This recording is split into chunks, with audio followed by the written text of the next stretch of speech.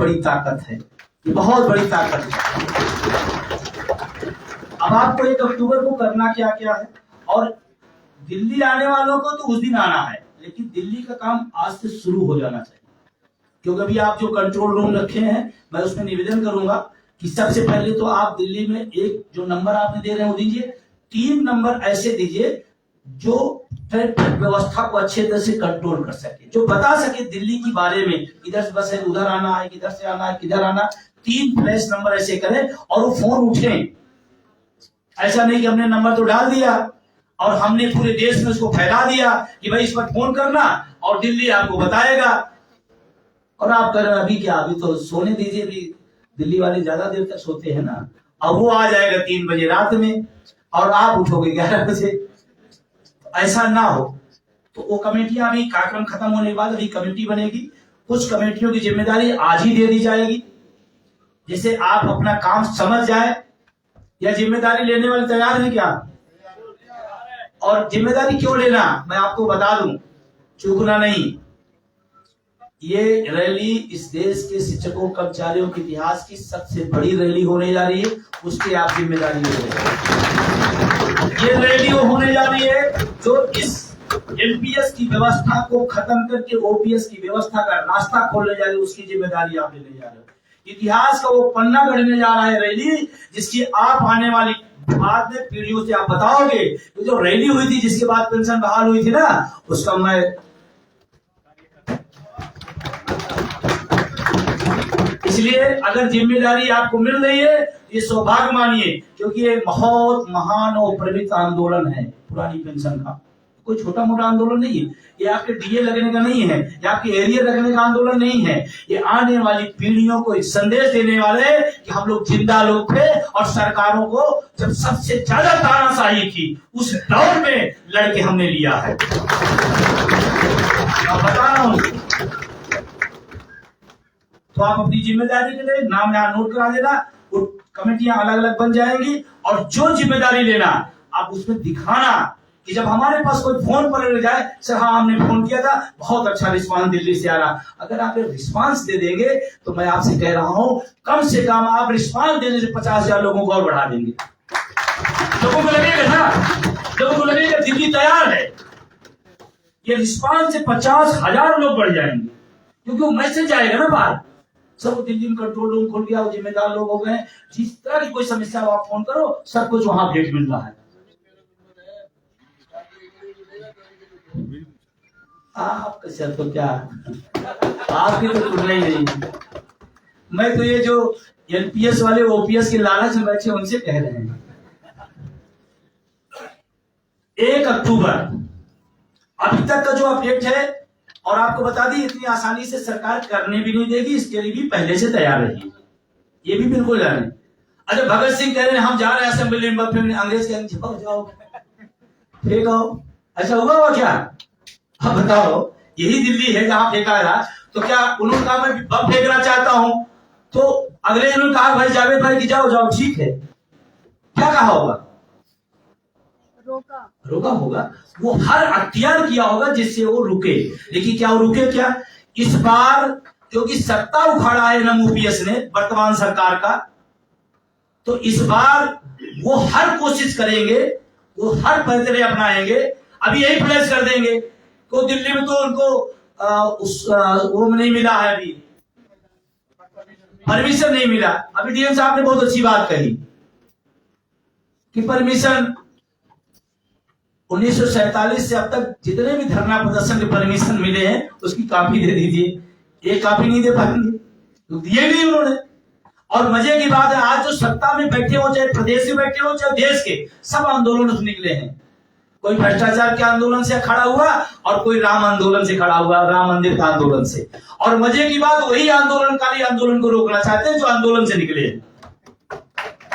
ये तो दुखद है, जिन्होंने आंदोलन के दम पर ही पार्टियां बनाई, सरकारें बनाई, आज वही आंदोलन को रोक रहे हैं। अभी आपको जानकारी देते हुए, अभी सुबह हमारे एमपी के जो प्रदेश अध्यक्ष उनका 4 ट्रेनें निरस्त कर दी गई।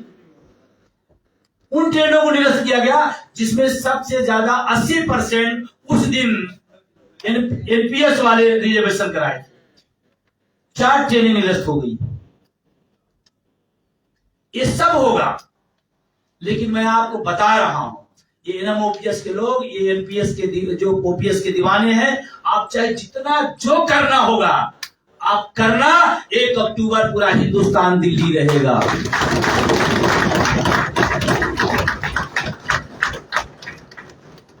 आपकी रणनीति हमारी भी रणनीति है।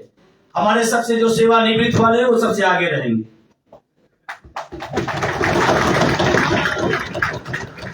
वो सबसे आगे रहेंगे। और ये केंद्र सरकार के बड़े संस्कारिक लोग हैं, तो बुजुर्गों को लाठी चलाना कौन सा संस्कार है? किस धर्म में कहा गया बुजुर्गों को लाठी मारो, है ना? वो सबसे पहले रहेंगे, उसके पीछे मां शक्तियां रहेंगी। हमारे यहां देवी माना जाता है, ठीक है, लाठी चलाओ आप। अगर आपकी रणनीति है तो हमारी भी रणनीति है। उसके बाद फिर एनपीएस वालों का रेला रहेगा, करो जो करना होगा। और आपको मैं बताऊं, जब दिल्ली के अंदर हम प्रवेश करेंगे तो उस दिन हम तो चाहते हैं कि प्रधानमंत्री जी दिल्ली ही रहे, ऐसा ना विदेश का कार्यक्रम मना ले। मैं चाहता हूं कि दिल्ली रहे। क्यों? क्योंकि वो अनसुना जो करे उनको पता चले कि ये वही लोग हैं, ये खरीद के और लाद के और जबरदस्ती नहीं लाए गए हैं। ये लोग आए हैं अपने प्रधानमंत्री से अपनी पुरानी पेंशन मांगने। अब देखो और सुनो, एक ही आदमी की नजर से ना देखो। तो उस दिन दिल्ली रहे, लेकिन हमको उम्मीद कम है, क्योंकि मेन जब मुद्दा आता है तो प्रधानमंत्री जी इधर उधर कहीं चले जाते हैं। जैसे जब जंतर मंतर पर खिलाड़ी बैठी थी तो कहीं और थे, जब कहीं और जाना था तो कहीं और चले गए, है ना? और अभी एक बहुत दुखद घटना हुई, अब इसको पार्टी ने जोड़ी, लेकिन एक इंसान के नाते, एक नागरिक के नाते तकलीफ हुई थी, क्योंकि हमने उत्तर प्रदेश के अंदर एक पेपर में छपा हुआ था, वो पढ़ा था मैंने न्यूज, और मैं वो न्यूज पढ़ते समय मेरे आंसू निकले थे। अभी 2 दिन की पहले की घटना है, हमारे कश्मीर में 3 शहीद हुए थे, 3 ऑफिसर मारे गए, तीनों शहीद हुए देश के लिए। वही समय उनकी शहादत उनके घर पहुंची थी, वही समय एक भव्य आलीशान कार्यालय बना हुआ है, वहां पर फूलों की वर्षा हो रही थी और शहीदों की फोटो सामने लगी थी, और प्रधानमंत्री ऐसे था उनका हाथ। इस देश का बहुत बड़ा दुर्भाग्य है। आपको हो सकता है कि आप पार्टी जुड़े हो तो आपको तकलीफ नहीं, लेकिन पार्टी के बाद भी आपकी वैचारिकता आपकी जिंदा रहनी चाहिए। ये आपकी नागरिकता का सवाल है। दोनों फोटो एक साथ छपी थी, एक तरफ शहीदों की फोटो थी, एक तरफ फूल की वर्षा करते प्रधानमंत्री की फोटो थी। इतना भी तो खुदगर्ज मत हो जाइए, जिनके दम पर हम सुरक्षित हैं उन्हीं को आप नजरअंदाज कर रहे हैं। बहुत पीड़ादायक है। मणिपुर में क्या हुआ? तकलीफ नहीं होती?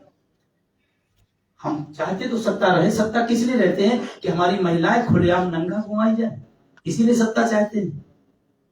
अब आप बहुत सारे लोग कहते हैं कि आप इसका विरोध कर रहे, नहीं, मैं उस बात की बात कर रहा हूं कि हमारी इंसानियत, हमारी नागरिकता जिंदा है या मर गई है। हम किसी पार्टी के किसी नेता के बहुत प्रबल समर्थक हो सकते हैं, लेकिन अगर उसके शासनकाल में महिलाएं समाज के सामने नंगा घुमाई जाती है, हम उसकी तारीफ करें और हम माने, तो हमको लगता है हमारी मौलिकता, हमारी नैतिकता खत्म हो गई।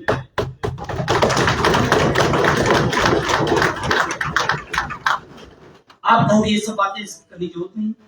मैं चाहता हूं मुद्दों की राजनीति होनी चाहिए, मुद्दों की राजनीति। ये पुरानी पेंशन क्या है? मुद्दा है। और अभी इसी आंदोलन के बीच में फिर बामंची जाएगी। मुद्दों की राजनीति होनी चाहिए, मैं इसका समर्थक हूं। और मुद्दों की राजनीति पर लाने का काम कौन करेगा? वो अनपढ़, गंवार, आदिवासी जिसके पास खाना नहीं, वो मुद्दों की राजनीति कराएगा क्या? ये पढ़े लिखे बुद्धिजीवी लोगों की जिम्मेदारी है कि राजनीति करो, नेताओं को मुद्दे पर लाएं, ये आपकी जिम्मेदारी है। मुद्दा क्या है? सामाजिक सुरक्षा। मुद्दा क्या है? रोजगार। मुद्दा क्या है? चिकित्सा। मुद्दा क्या है? हमारी महिलाओं की सुरक्षा। ये मुद्दा है, इस पर बात होनी चाहिए। और बात किस पर हो रही है? मुद्दों की राजनीति होनी चाहिए। और फिर हमारे ऊपर एक आरोप लगाया, ये यार मास्टर देखो राजनीति कर रहा है। अच्छा, ठेला वाला राजनीति करे, मास्टर पढ़ के राजनीति? ये नई परिभाषा बताई गई, ये नई परिभाषा, इसको बदलिए। मैं कह रहा हूं, हमारे यहाँ कई लोग ऐसे मिले, जिसको देखो प्राइमरी का मास्टर राजनीति करते हैं, तो हम कहे अनपढ़ राजनीति करेगा क्या? और वो कह देता और हम मान लेते हैं। भाई पढ़ा लिखा राजनीति का इसमें क्या बुराई है? और पढ़ा लिखा